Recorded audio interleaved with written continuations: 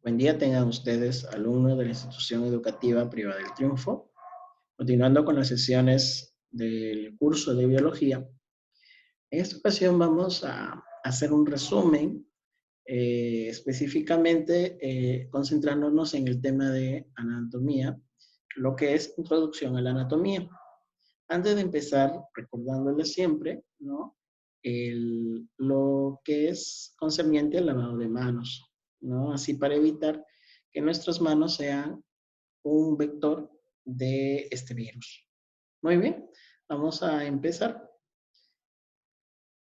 Lo que se refiere a anatomía humana, ¿no? Esta introducción que vamos a hacer antes de empezar de lleno con todos los sistemas, como vemos en la imagen, el sistema óseo, los sistemas, ¿no? Como es el óseo, sistema nervioso, sistema circulatorio, sistema respiratorio, digestivo, muscular, todos esos sistemas, antes de verlo, es necesario conocer los términos, definiciones, conceptos eh, de ciertas partes de la anatomía del ser humano.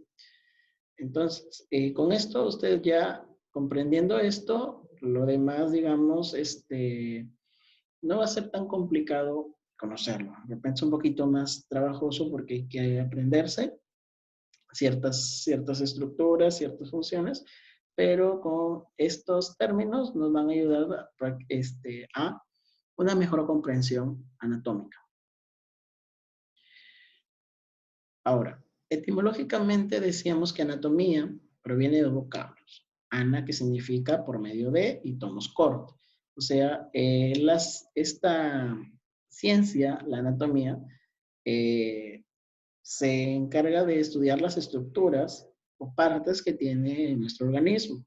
Ahora, ¿cómo se hace su observación? A través de la disección, que es una técnica muy antigua que se usa con la finalidad de poder, a través de ese corte, poder ver las estructuras que encontramos en nuestro organismo. Y esa técnica llamada disección solamente es aplicada o se usa en cadáveres. ¿Cómo se define? Anatomía se define como la ciencia que estudia la forma y la estructura del organismo. Pero si observamos esta definición, solamente nos indica la parte estructural, pero también tenemos que tomar en cuenta la parte funcional, porque si esta parte funcional, nuestro organismo simplemente sería una, una estructura inmóvil, inactiva. En cambio, la funcional ya le da un poquito más de actividad a nuestro organismo. ¿Cómo se relaciona con otras disciplinas? ¿Cómo que guarda, ¿no? En parentesco, ¿por qué sirven la anatomía? ¿Y qué disciplina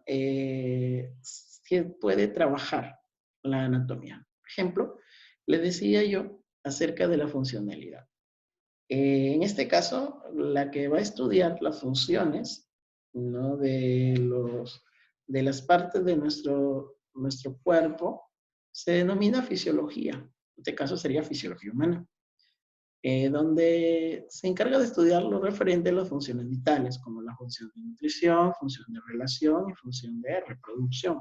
En la función de nutrición, su finalidad es la obtención de energía, ¿no? Y se da a través de sistemas como es el sistema respiratorio, el sistema digestivo, sistema circulatorio y el sistema excretor.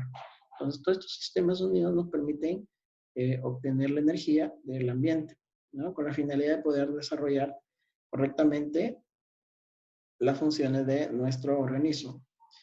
Relación se refiere al movimiento y percepción. O sea, ¿qué quiere decir?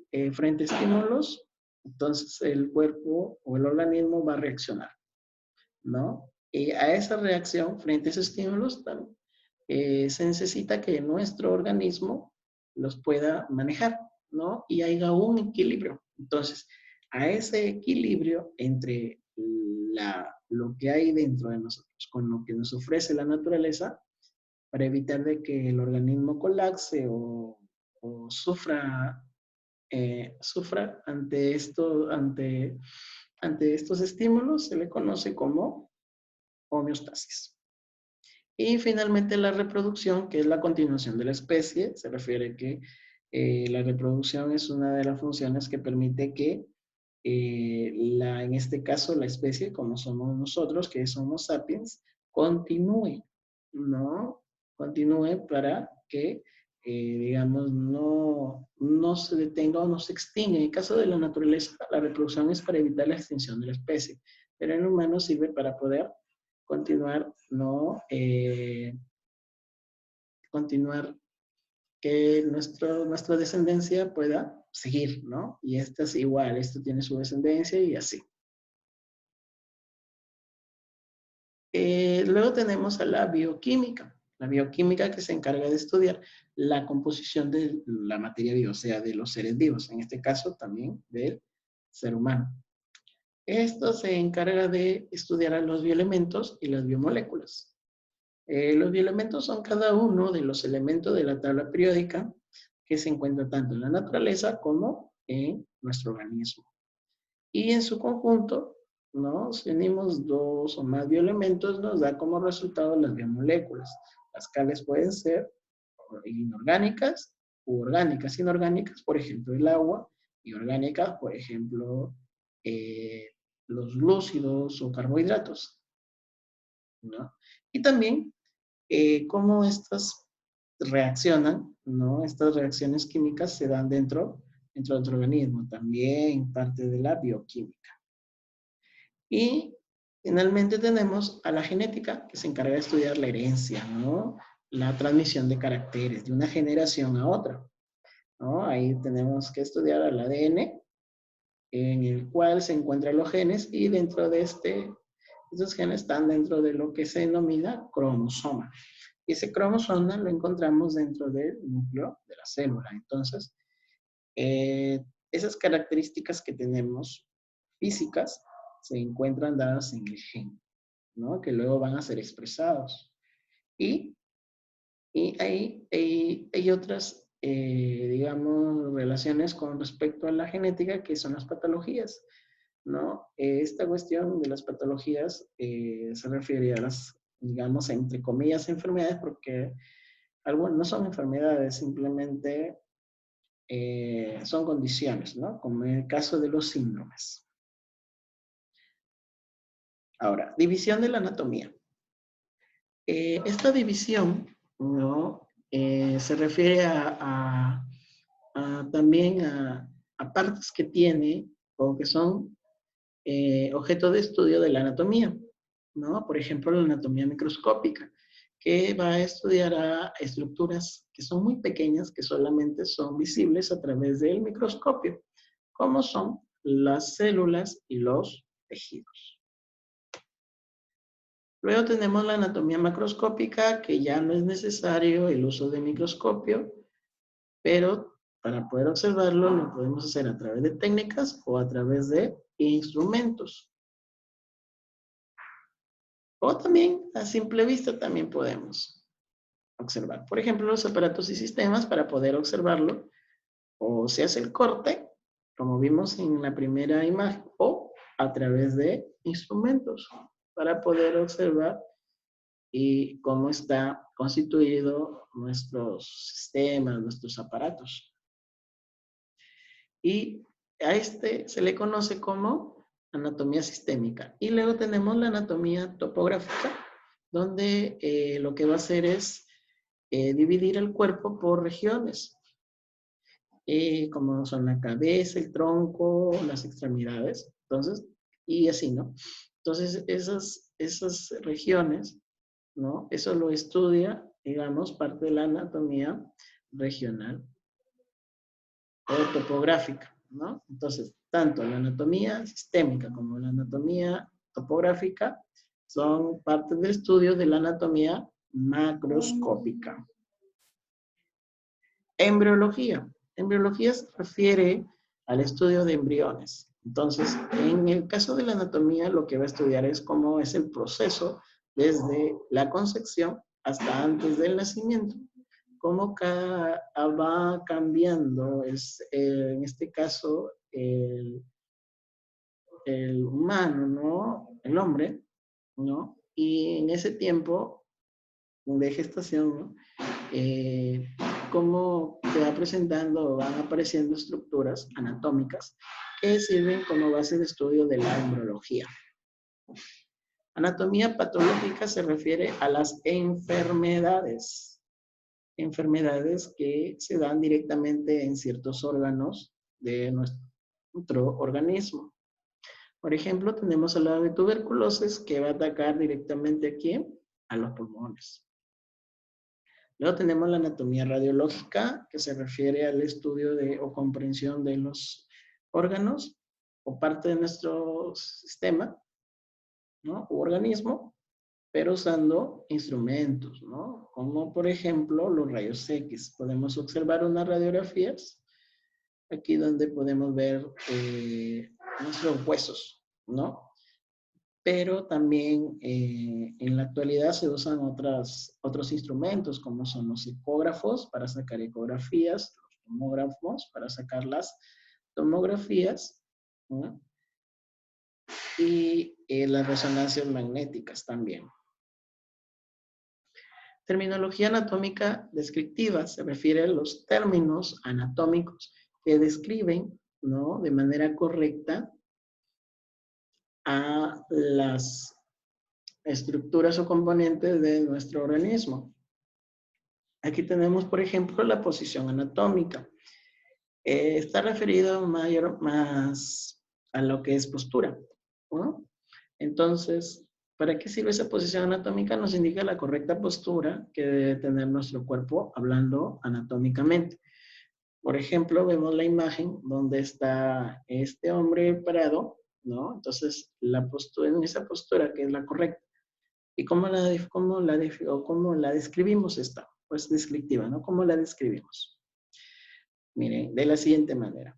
Es postura recta, mirada al frente. Las extremidades separadas del cuerpo y las palmas de las manos con las puntas de los pies dirigidos hacia adelante.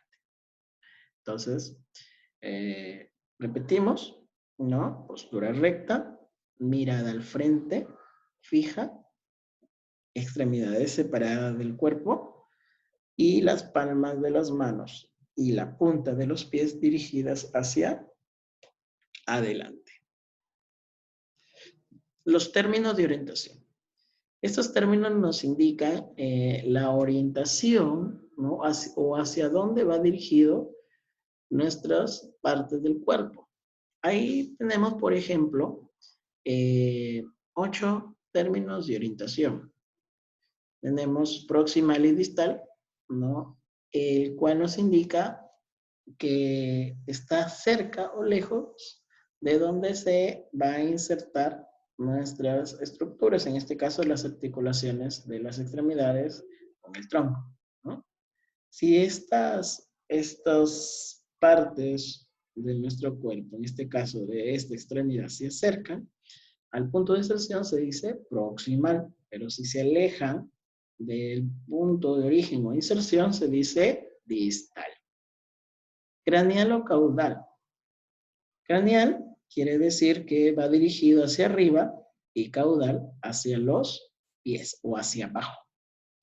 También se le conoce como superior e inferior. Medial o lateral. Se refiere a si está cerca o lejos de la línea media del cuerpo. Podemos observar esa línea que divide el cuerpo en el lado derecho y el lado izquierdo. Entonces, si las estructuras u órganos se acercan a esa línea media, se dice que es mediano o interno también se le conoce. Y si las estructuras se alejan de la línea media hacia los lados, se dice lateral o externo. Y finalmente tenemos ventral y dorsal. Cuando las estructuras o partes de nuestro organismo están dirigidos hacia adelante, entonces se dice ventral. Y si va dirigido hacia atrás, se dice dorsal. El ventral también se le conoce como anterior y dorsal como posterior. Entonces, los términos de orientación, no olvidar, es aquellos términos que nos indica la orientación de nuestras partes, ¿no? Si están dirigidas cerca o lejos de, ¿no? Repasamos, por ejemplo, si decimos proximal o distal. Proximal cuando se acerca al punto de inserción origen y distal cuando se aleja. Craneal o caudal cuando las estructuras se dirigen hacia la cabeza o hacia arriba y caudal hacia abajo. Recordar que craneal también se le conoce como superior y caudal inferior. Medial y lateral, a través de esa línea media, si los órganos se acercan a la línea media, se dice medial, y si están alejados de la línea media a los lados, se dice lateral. A medial también se le conoce como interno y lateral externo. Y ventral y dorsal, cuando las estructuras o partes, en caso de ventral, son dirigidas hacia adelante y en dorsal hacia atrás. Entonces, ventral también se le conoce como anterior y dorsal como posterior.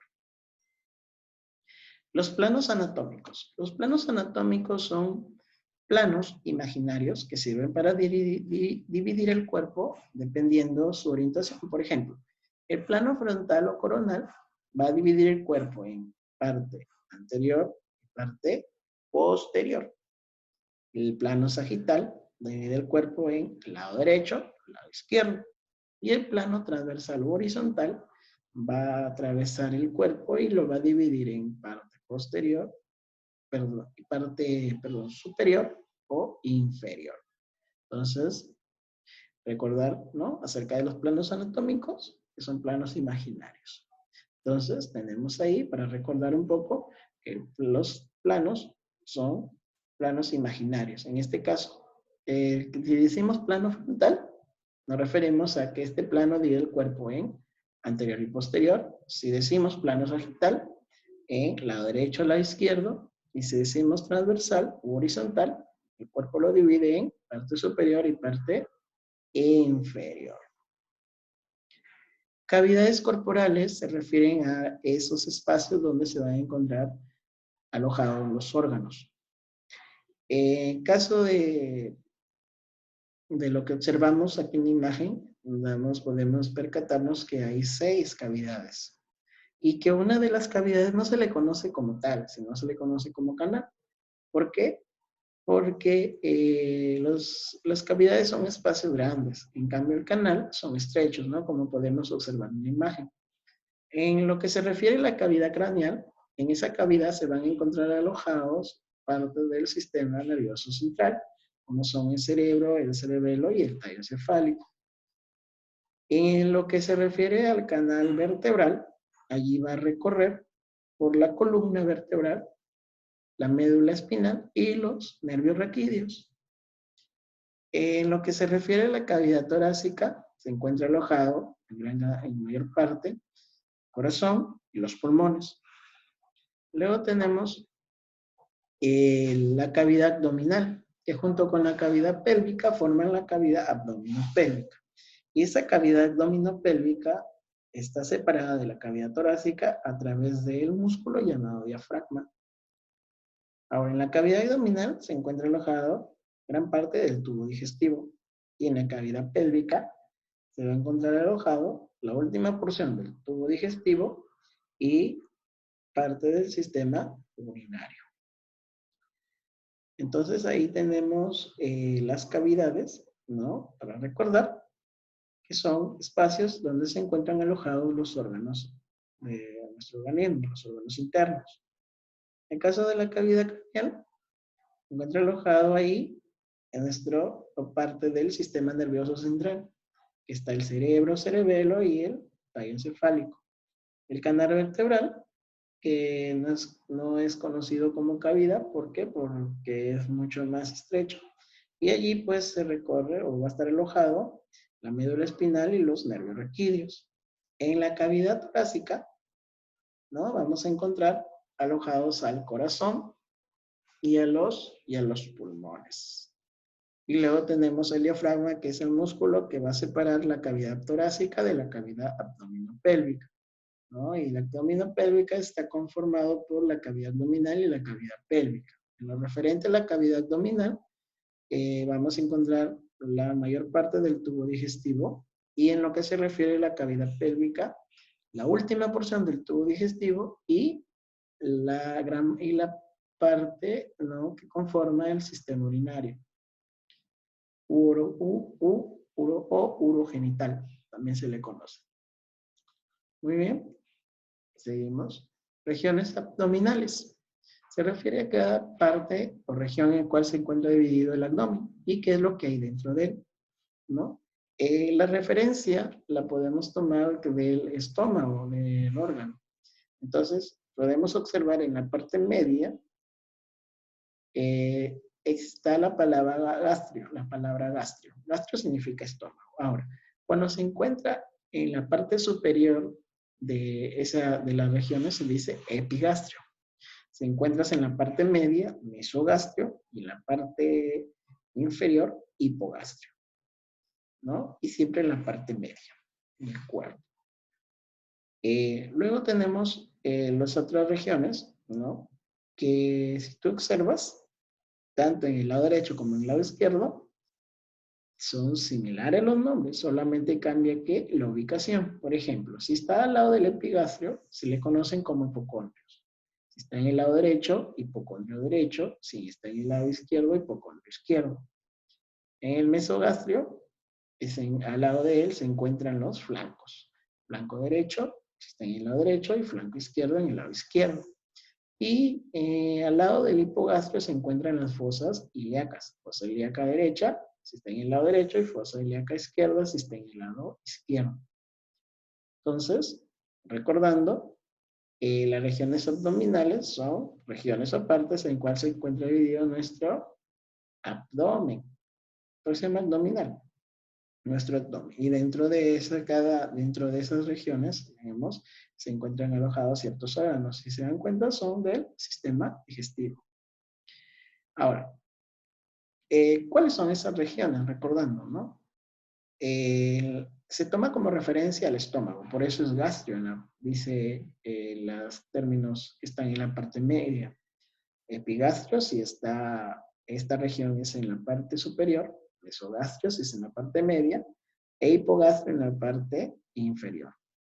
Y ahora en lo referente a los otros, ¿no? Que decíamos que los que están a los lados son semejantes, solamente va a cambiar ¿qué? La ubicación. Por ejemplo, en el lado de los epigastrios están los hipocondrios. Si se encuentra en el lado derecho, hipocondrio derecho. Si se encuentra en el lado izquierdo, hipocondrio izquierdo. Al lado del mesogastrio está el flanco, los flancos. Si está al lado derecho, flanco derecho. Si está al lado izquierdo, flanco izquierdo. Y luego tenemos el hipogastrio y al lado del hipogastrio se encuentran las fosas ilíacas. Si está en el lado derecho, fosa ilíaca derecha. Si está en el lado izquierdo, fosa ilíaca izquierda. Muy bien, entonces con esto hemos culminado este repaso. Y esperemos, ¿no?, que todo lo que hemos hoy o se ha expuesto hoy sirva también, ¿no?, para despejar dudas y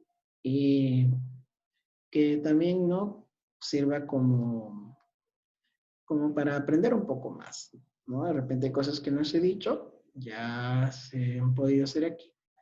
Y las que ya se dijeron, bueno, no, para aclarar, como decía, para aclarar esas dudas que quedaron. Si tienen alguna duda, sugerencia referente al curso o al tema que se les está dando, pueden escribirme a lvillegas@colegioseltriunfo.edu.pe y yo gustosamente les estaré respondiendo.